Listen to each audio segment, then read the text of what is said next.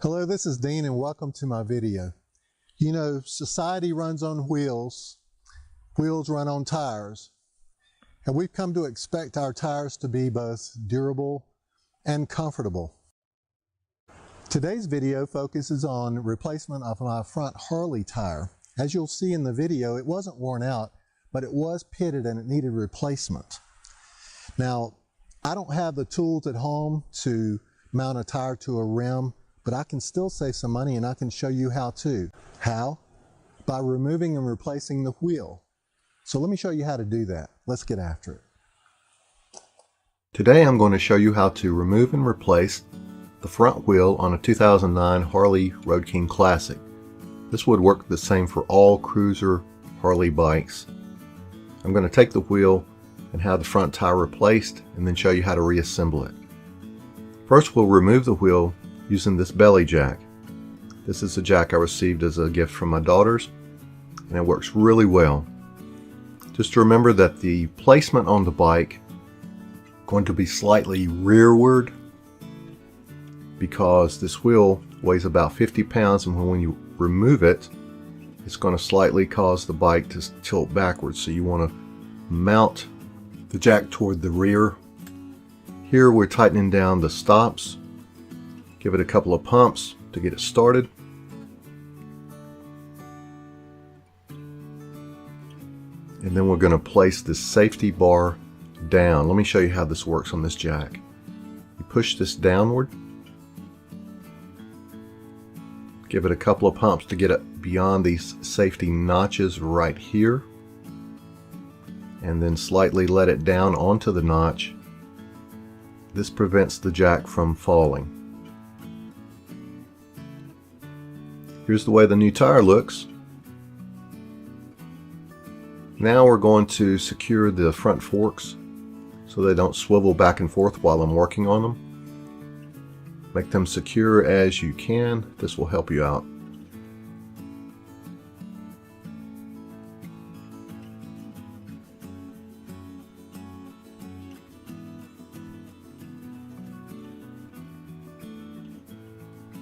We began by loosening the front axle nut with this breaker bar or breakaway bar using a 15/16 socket. And this would work just a little bit easier with the wheel on the ground, but you can do it with the wheel up in the air like I have it here. And now we're going to tackle these casl nuts on the opposite side. This holds a saddle brace in place, and we'll go ahead and break these loose and remove them. They have both a flat washer and a lock washer on the bottom to secure them in place. So go ahead and remove this. You can see this assembly on the left as I have removed it from here. Now on the opposite side, we'll take a rubber mallet and drive into the end of the axle and drive it flat as you see here. On the other side, you can put a screwdriver through this slot and turn it, begin to pull it out as you drive from the opposite side with a screwdriver or other flat end object to drive this axle out. This is what it looks like. I've laid it on a tarp on a couple of paper towels. This is the way the front axle looks, removed. And now as you begin to take this wheel loose, I want to make you aware of these spacers. They could be different sizes on your bike, so be aware of which side the spacers are on when you take them off. As you begin to jack the bike up a little bit higher, these will probably fall out, so be aware that they will. We're jacking the bike up just a little higher to let it clear the front fender, and notice that the front brake assembly is pinching the wheel on both sides and actually lifting it up. It's the only thing holding the wheel on at this point. So let's go ahead and remove the brake assembly. Now this is a close-up of the way the rotor looks inside the two brake pads on this side of the wheel. Just wanted to show you a close-up. And this is the brake assembly shown pinching the tire so that the tire cannot come off. Basically, you have to take the brake off, at least one of the two front brakes, to get the front wheel off, because it will pinch the tire as you jack it up. The only other way to get this tire off without removing the brakes would be if the tire was completely flat. You're going to have to remove these anyway to get the tire back on the bike. So go ahead and take the brakes loose by taking off these two bolts on either side.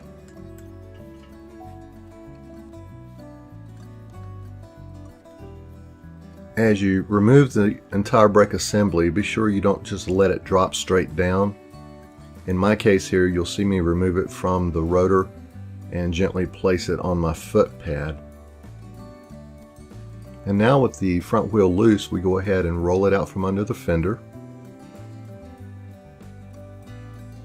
And it's out with the old. Take it to the dealership to have the new tire put on.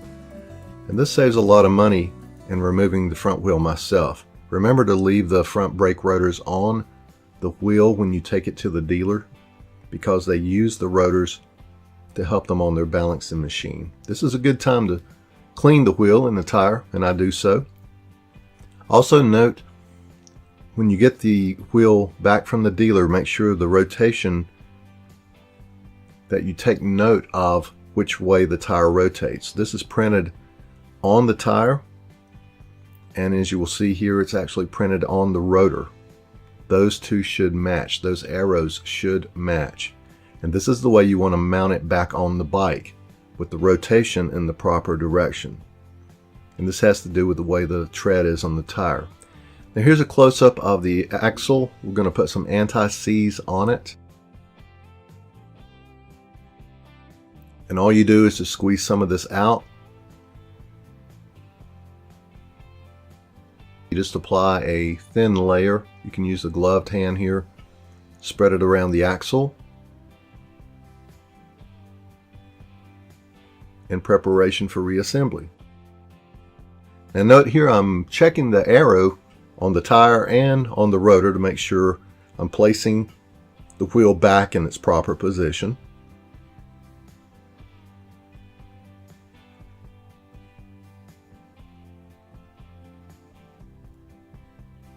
We are applying some blue thread locker that comes in a red container to the saddle brace threads.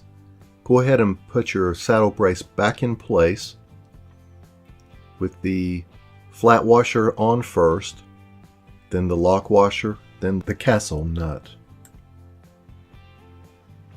Now we're not going to tighten these up, we're just going to leave them loose so we can get our front axle back in.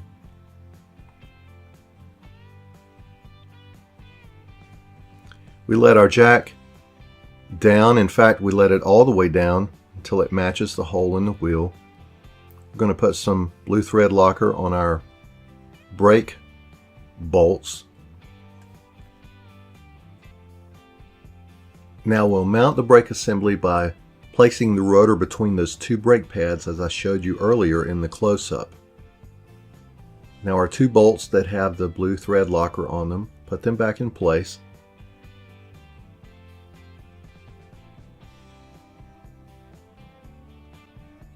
And tighten them to specifications. You can torque these down.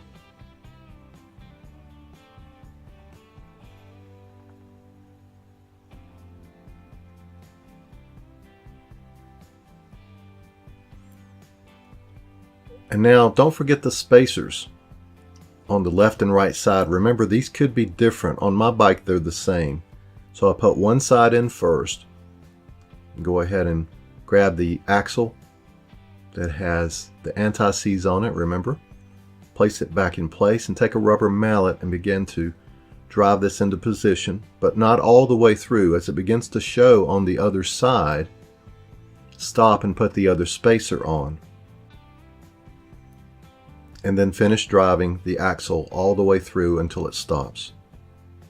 At this point on the other side, you should see the threads appearing. There's the other spacer, there's the threads.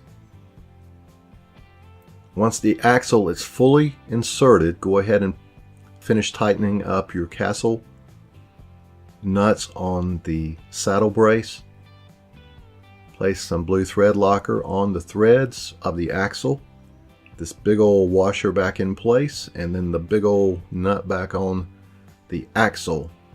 Take your 15/16 socket and begin to tighten up this axle nut and finish it off with the breaker bar to torque specifications. Now this is very, very important. Anytime you work on the brakes, do not forget to pump them until they are tight before you ride. And now here's the finished product. Let's go take it for a test ride down on Shoals Road.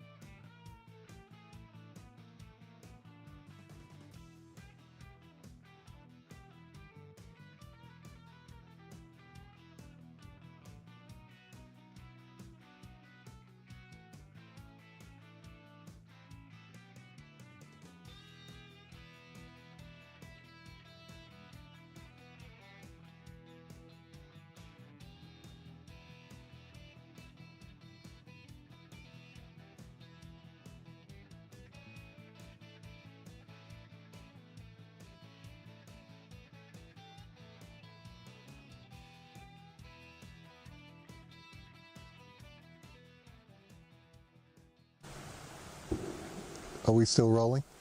Hello, this is Dean and welcome to, let's try it again. And we've come to expect our tires to be both durable and comfortable. Today,